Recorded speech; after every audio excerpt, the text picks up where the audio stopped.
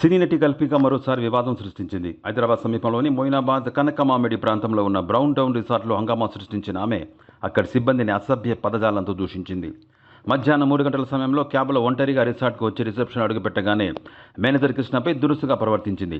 ఒక్కసారి వచ్చి మెనూ కార్డును విసిరివేయటం, రూమ్ తాళాలను మేనేజర్ ముఖంపై విసరడం, అసభ్యంగా బూతులు మాట్లాడుతుంటూ దురుసుగా ప్రవర్తించడంతో అక్కడి సిబ్బంది ఆశ్చర్యపోయారు. ये न्यूज़ को पेश करते हैं हैदराबाद होम अप्लायंसेस.